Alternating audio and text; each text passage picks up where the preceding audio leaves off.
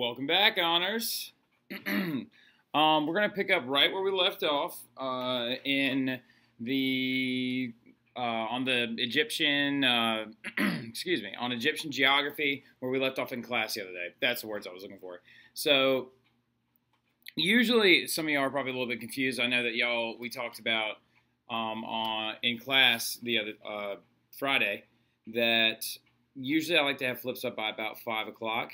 Well, over the weekends, it's usually Sunday by noon. But I'm doing this one this evening at about like 8 o'clock.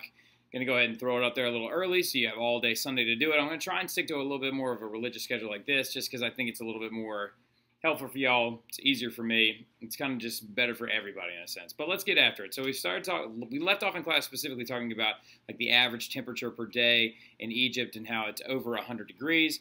Unlike one of the biggest things geographically speaking, of course, about the ancient Mesopotamians versus the ancient Egyptians is their view of the river. All right, their view of the river and its life-giving or life-taking abilities. So the Mesopotamians, jot this down somewhere really quick. When you talk about the Epic of Gilgamesh, when you talk about their religious practices, when you talk about their religious stories, folklore, as well as mythology, a lot of their stories relate back to the fact that the flood is a devastating thing, that it comes to destroy, that it comes as a punishment, that it comes as a way to wipe out different populations. In their creation story, actually, Ishtar brings on a flood that destroys the earliest populations of humans and then gives wave to the newest settlers and the chosen people. So, unlike that, though, the Egyptians actually believe that the Nile is much more life-giving, that it is something to be praised, not something to be feared. They actually timed these floods and actually believed it to be much more of a life-giving practice.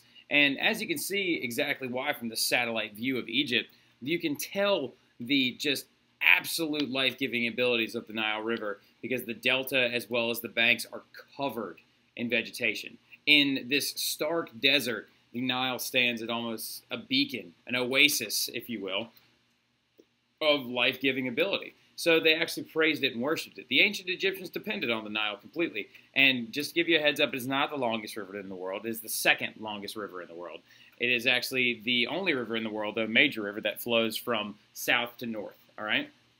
It's in northeast Africa, and every September, the Nile actually floods its banks, and every November, the waters are going to retreat. The biggest thing about the ancient Egyptians and the reason why they believe the Nile was so life-giving is the stuff that those floods left behind, all right?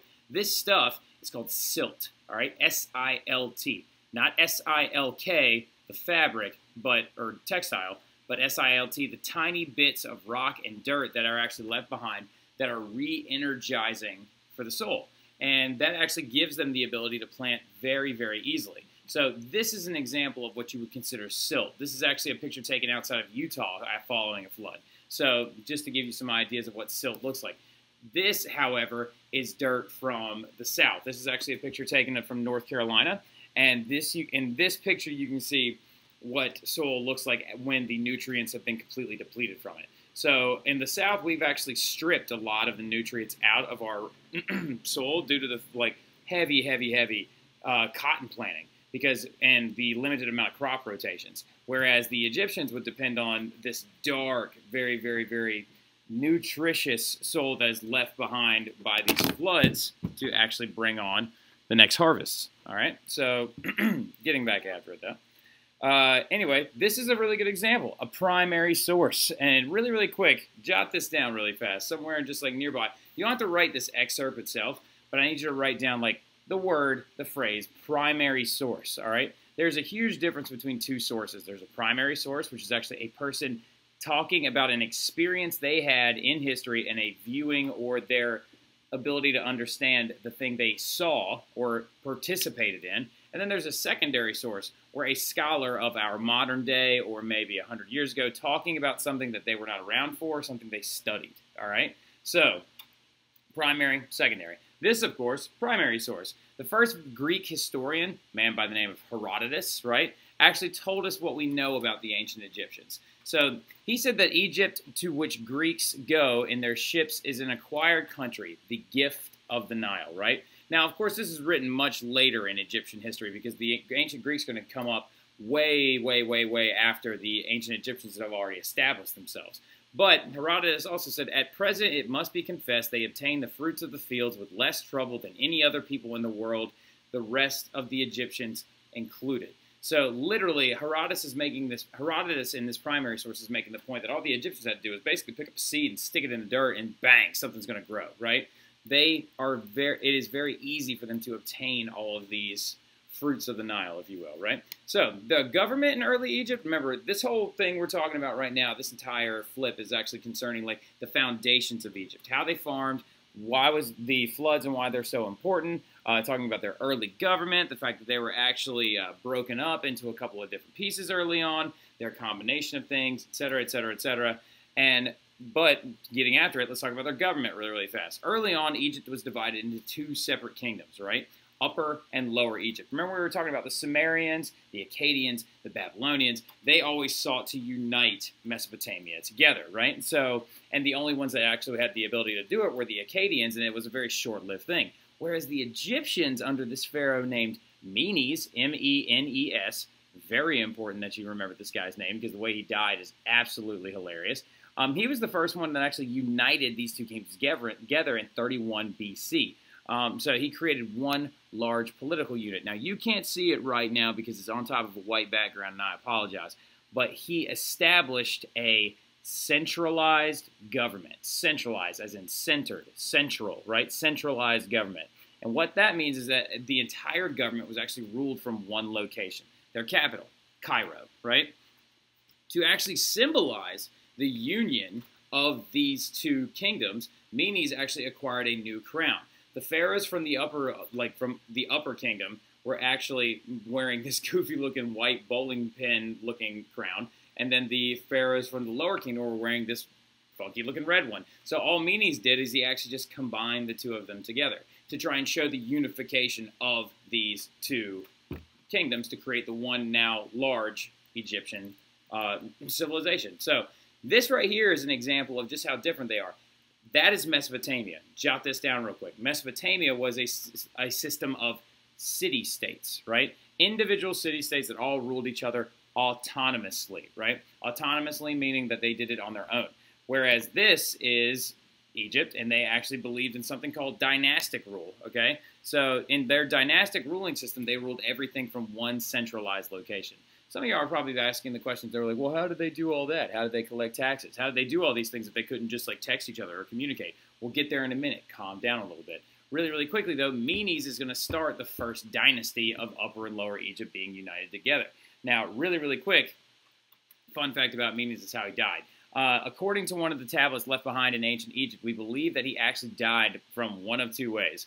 Either a pack of wild dogs killed him, or possibly a hippopotamus attack while he was actually on a pleasure cruise on the Nile, which is absolutely hilarious considering the fact that hippos actually kill more people in Africa than large predators, all the large predators put together. So the fact that the first pharaoh of Egypt, the first unified pharaoh of Egypt died from a hippopotamus attack is one of the funniest things that I get to talk about all year. So following, and also, what kind of, like, that had to have been, like, a slow-moving thing, right? I've heard that hippos are pretty quick, like, a short burst, right? But still, so he had to have seen it coming. So anyway, but dynastic rule is a ruling family, right?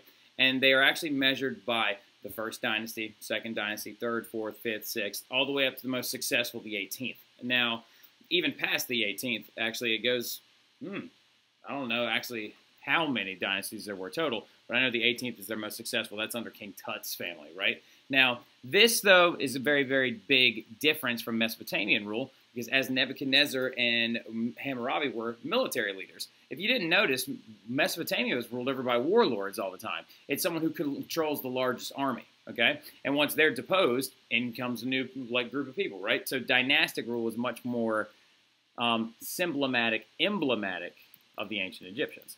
So as these dynasties would go forward, a son would be born, would take over for his father, or even sometimes women. I don't know if you know that. Jot that down somewhere really quick. Women actually had more rights in ancient Egypt. They had the ability to rule, which is a really, really interesting fact because King Tut's mother, Hatshepsut, was actually one of the first female rulers of all of Egypt. And then Nefertiti was actually a co-ruler along with her husband. So anyway, religion and mythology, we'll get back to Nefertiti a little bit later on when we talk about their religion and a lot of other things they tried to do.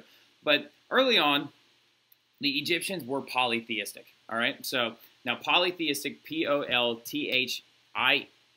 Polytheistic, meaning belief in many gods, right? So they are a polytheistic religious system.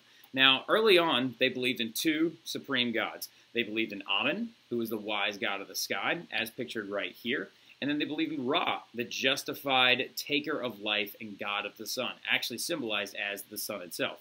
Now, Horus is another very, very large god for them. He was brought into their mythology later on. Was the falcon god of the hunt and war. He's actually pictured right here, and he is actually, his head is on top of one of the canopic jars. I believe your liver goes into him in the mummification process, but we'll get to that stuff later on, right? So he is the messenger of Ra, and he bestowed the ability to rule upon the pharaohs, right? Now, this incorporates a principle that is very, very important. I need you to jot this down somewhere real fast. It's called divine right to rule. Now, ironically enough, European kings were claiming this ability far, far, far, far, far into the future, all the way into European history.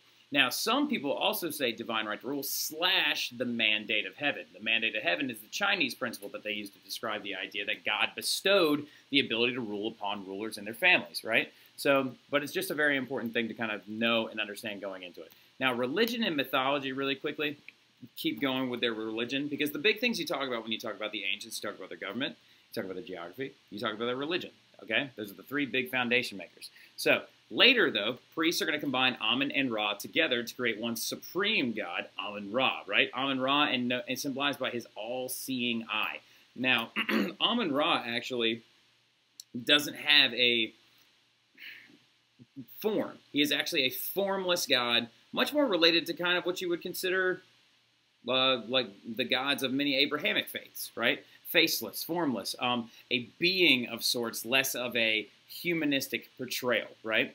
Now, he is formless. He is believed to embody himself as anything at any time, and one of his favorite things to actually come back as is a ram. We talked about that the other day, right? The relation of the Abrahamic faiths to the Egyptian faiths, little crossover symbols, right? Talking about how, like, Amun-Ra would come in as a ram to actually be a part of, to come down as a ram to interact with humans, and then also what was given to Abraham to prevent him from sacrificing his son Isaac, a ram, right? A gift from God, a ram, the symbol of his, like, presence. Weird crossover, right? Kind of a weird coincidence. Now, he also represents the symbol of the all-seeing eye, right? So, and that is right there. A lot of y'all have seen that. It's a very popular symbol throughout most, like a lot of pop culture even to this day. I've seen people with tattoos of that. Now, the really cool thing about the Egyptians is their belief in the afterlife, right? So, their belief in the ideas of mummification, as well as their belief in what happens to you in the afterlife, right? Now, we're going to stop here in about 2 seconds, and we're going to talk about a whole bunch of other stuff when we get back to class on Monday. But the Egyptians in the afterlife, they believe particularly in one chief god, Osiris, right? He is the god of the Nile, the fertility, as well as the judgment of the soul, right? Now, I got to tell you the Osiris story real fast, right? So, there was this whole story about how Set, all right? Set is the brother of Osiris, who grew extremely jealous of him. Set is kind of like, I don't want to say, he's kind of a mischievous god, very, very spiteful, very vindictive, right? And he was unpleased with the fact that Osiris was receiving so much attention, also the fact that he was receiving so many offerings from the humans, and also that he was actually at the time considered a pharaoh. And so Set decides to invite Osiris to a party, right? He invites him to a party, and at that party, he shows him a big box, and he's like, check this out, bro. I made you a sarcophagus. Why don't you hop in there and make sure it fits, right? So Osiris gets in, lays down, Set slams the thing shut, seals him inside the sarcophagus, chops him up into a bunch of little pieces, and throws all of it in the Nile, right? And then Isis, the wife of Osiris and the goddess of resurrection, actually goes into the Nile and actually takes all of the pieces of Osiris, reconstructs them, and he is then embodied as a god, right? She is believed to bring Osiris back to life every year when the Nile floods, because when Set threw him into the Nile would flood its banks, right? And so every time that the Nile floods, Osiris is coming back, showing the resurrection of the Nile itself, and then also he's in charge of their Judgment story, which is another whole story later on. I might have like been missing a couple of like good key details in that story, but that's the basic premise. They have a lot of similar mythological standpoints as like the early Greeks do, right? And of course, you know a lot of their other gods we'll talk about later. Some of the big ones are Anubis, right? Their god of mummification, preservation, and the undertaker, right? And so he's actually the embodiment of a jackal because jackals are scavengers, right, in the desert. Well, we'll wait on and get all that stuff in a little bit later on. We're going to stop right there. Kind of just leaving off on Osiris, Isis, his wife, right? I think I even said Osiris when I said Isis, when I was supposed to say Isis earlier.